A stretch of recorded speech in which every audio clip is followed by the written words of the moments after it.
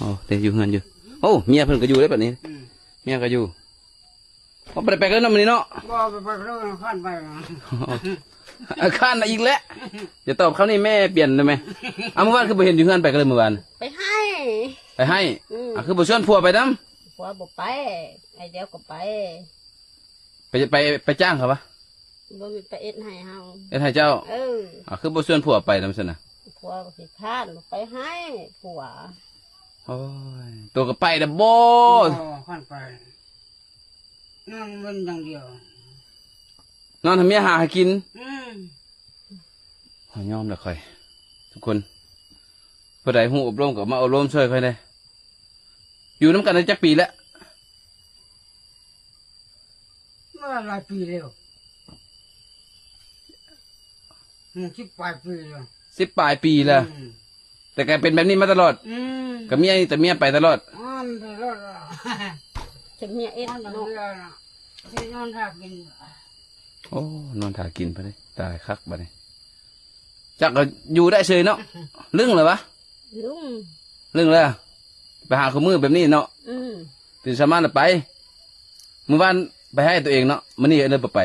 มันนี่เช้าเมื่อยทำเมื่อย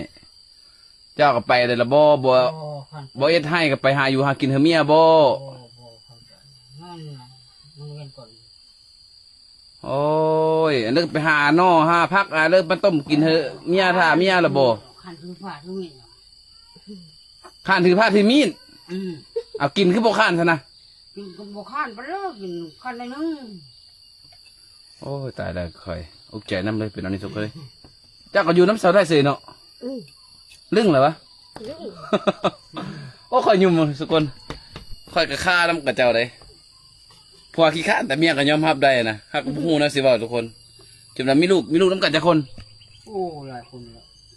4 คน4 คนลูกไปกันเลยมาสินะลูกโอ้ไปอินตอนนี้ลูกยังอยู่น้ำชื่อเจ้าก็ครบอยู่ติคนไป2 คนยัง2 คนไปกันเลยตายไม่น่ะตาย2 คนเป็นอะไรตายเป็นขั้นไปหาอยู่หากินขั้นไปหาหมอบ่มีเงินไปหาหมอเนาะบ่มีแล้วบ่หาเนาะบ่หามันก็บ่มีแล้วหาแล้วมันขั้นโอ้ก็สมพอแล้วก็เบิ่งเงินนี่แหละทุกคนเลยบ่ให้ก็ยังไปขอขอนเจ้ามากินฮะยังไปขอขอนเจ้ามากินโอ้ยขอบ่ได้เคยกินดอกค่อยนะขี้ข้านแบบนี้บ่ล้มได้ตายแล้วอยู่น้ำกัน10 ปลายปีแล้วเนาะโอ้มีลูก4 คนอยู่น้ำกัน10 ปลายปีมิแต่จะไปหาตลอดโอ้ค่าเลยค่อยก็ได้เปลี่ยนแปลงนะแม่จักหน่อยแม่เลยก็ได้หาอยู่หากินให้ลูกให้เมียได้บ่เป็นไปได้แล้วคันเป็นไปได้เป็นแล้วมันขันจะไม่อยากย่างออกจากเงินเนี่ยโอ้ยงสุกก็ได้ค่าได้ค่อยก็ได้เอากัน10 ปลายปีบ่เฮ็ดจักมือทุกคนมีแต่ยังเอ็ดเมียได้อยู่วะได้อยู่เอ็ดเมียนะนี่เอ็ดเมียมันยังเอ็ดได้อยู่จำพ่อได้ลูกจังลังเอามีลูกออกมาเรื่อยๆอยู่ทุกคนโอ้ยังเอ็ดได้ปกติอยู่เนาะแต่เพียงแต่เอ็ดให้บ่ได้เนาะโอ้ยุ่งค่อยก็ได้ซ้ำนี้แหละทุกคนค่อยก็ได้บุ้งนะสิบอกต่อเลยทุกคนเลยมาคำเดียวคือข้าน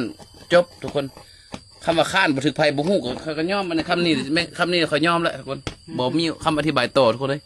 จบคลิปซะย่อมแหละ